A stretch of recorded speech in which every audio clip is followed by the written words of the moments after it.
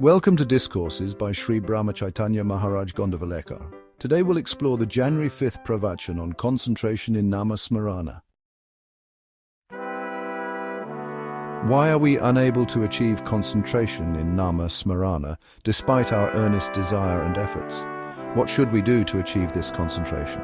It is true that hordes of vagrant, irrelevant thoughts often throng and distract the mind during meditation. The simple remedy is not to pursue or multiply them, and not to indulge in daydreams. Thoughts will go away as they come if we ignore them. Indeed, Nama-Smarana will itself lead to concentration. Real concentration will come only at an advanced stage. The mind is, by its very nature, fickle, restless, and fugitive. It can be steadied only by tethering it to something. Hence, we should keep it engaged in Nama. Practicing listening to Nama mentally as we chant it will greatly help achieve concentration. Persistence in repeating Nama will ultimately lead to concentration of the mind. Everyone knows that the mind readily concentrates on what it likes or is interested in. We have an inborn affinity for worldly matters and sensual pleasures, and so get easily absorbed in them. If we cultivate affection for God, why should we not be able to get engrossed in Him and His Nama? So let us cultivate a keen longing for God and Nama. Real concentration requires a complete fusion or merger of identity, like that of salt in water. Yoga may train you in concentration, which, however, will last only so long as the state of samadhi lasts. Real, lasting concentration is to be fully and incessantly aware of the divinity pervading all things. When we realize that all is God and nothing else, where is the scope for duality to exist? The moment duality vanishes, oneness or concentration alone remains. This is true samadhi. Even if a person is lonely, they create a whole world in their mind, peopling it with a host of persons and things with the help of their imagination. The learned especially possess a prolific imagination. If the mind must, after all, imagine something, let us think of God in His various qualities as a benefactor, protector of everybody and everything, and bestower of peace and bliss.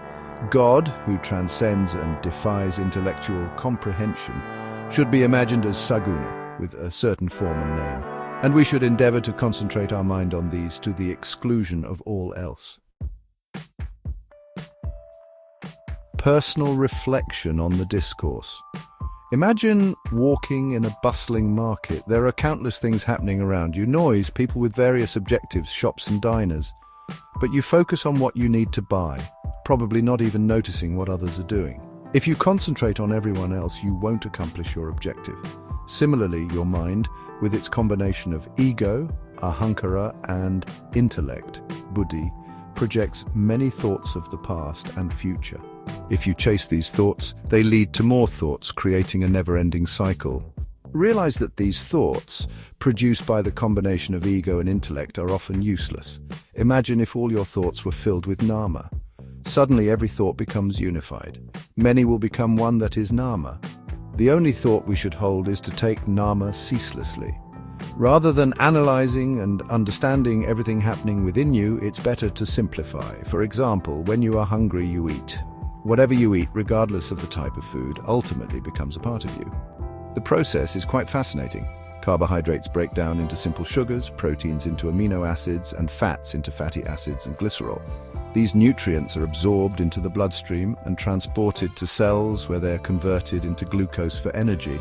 This complex biochemical process happens without our conscious effort. All you need to know is to eat when hungry. In the same way, to achieve oneness, all you need to do is take Nama. The intricate details of how Nama works are as irrelevant to our practice as understanding every biochemical reaction in digestion. The mind can overanalyze and create endless questions, but what truly matters is the simple, consistent act of taking Nama. To achieve concentration in Nama-Smarana, we need to let go of overanalyzing and simply focus on taking Nama. By doing so, we merge our thoughts into a single divine focus, achieving a state of true unity and oneness with the divine. Thank you for joining me in this exploration on the concentration in Nama-Smarana. I hope you found this discourse inspiring and enlightening. Please share your thoughts and experiences in the comments below, and don't forget to like, share, and subscribe for more spiritual insights.